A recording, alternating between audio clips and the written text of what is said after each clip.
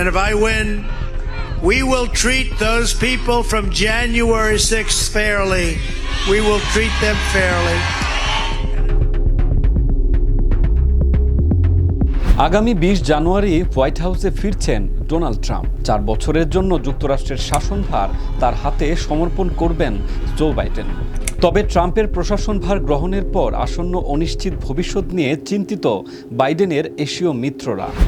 কারণ Trump Asia মহাদেশের পরাশক্তিদের খুব একটা সুনজরে দেখেন না। বৈশ্বিক রাজনীতিতে এশিয়ার অন্যতম পরাশক্তি চীন। তারা এখন নিজেদের সামরিক ও পারমাণবিক বাহিনী আধুনিকীকরণ করছে। দক্ষিণ চীন সাগর ও তাইওয়ান নিয়ে আঞ্চলিক দাবিতে ব্যস্ত তারা। অন্যদিকে পারমাণবিক কর্মসূচি বাড়িয়ে দিয়েছে উত্তর কোরিয়া। দুটি দেশই রাশিয়ার সঙ্গে সম্পর্ক শক্তিশালী করছে আর কর্মকাণ্ডে আক্রমণাত্মক ভাষণ এবং অবৈধ পারমাণবিক কর্মসূচি বাড়ানোর আহ্বান জানাচ্ছে। দুই দেশই রাশিয়ার সঙ্গে তাদের সম্পর্ক গাঢ় করার চেষ্টায় আছে। এই সম্পর্কের কারণে চলমান রাশিয়া ইউক্রেন যুদ্ধের সঙ্গে জড়িত হচ্ছে এশিয়ার নামও। যুক্তরাষ্ট্রের সঙ্গে চীন বা উত্তর কোরিয়ার সম্পর্ক এ কারণে অতিমাত্রায় শীতল অবস্থায় চলছে এখন। এদিকে দক্ষিণ কোরিয়া ও জাপান যুক্তরাষ্ট্রের বেশ পুরনো মিত্র। দীর্ঘদিন ধরে নিজেদের মিত্রদের নিরাপত্তা নিশ্চিত করছে মার্কিন প্রশাসন। এ অঞ্চলে সবচেয়ে বেশি মার্কিন সৈন্য রয়েছে। কোনো হামলার শিকার হওয়ার সম্ভাবনা থাকলে ফিলিপাইন, অস্ট্রেলিয়াও যুক্তরাষ্ট্রের সহায়তার ওপর নির্ভরশীল। এশিয়া প্রশান্ত মহাসাগরীয় অঞ্চলে আরেক গুরুত্বপূর্ণ শক্তি ভারত। ভারতের সঙ্গে মার্কিন সম্পর্ক এখন তিক্ত মধুর।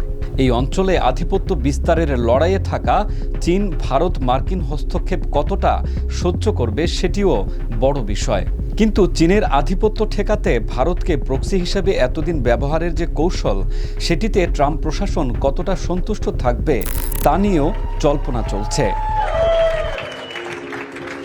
যেখানে অর্থনৈতিক এবং অভিবাসন ইস্যুতে ট্রাম্পের অবস্থান ভারতের জন্য এরই মধ্যে অস্বস্তিকর কারণ হয়ে দাঁড়িয়েছে। এবার ডোনাল্ড ট্রাম্পের প্রত্যাবর্তন তাদের চিন্তায় ফেলে দিয়েছে।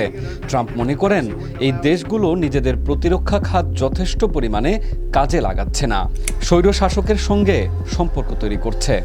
ট্রাম্প তার আমেরিকা ফার্স্ট নীতিতে প্রাধান্য দিয়ে এসব দেশের ওপর চাপ প্রয়োগ করতে পারেন।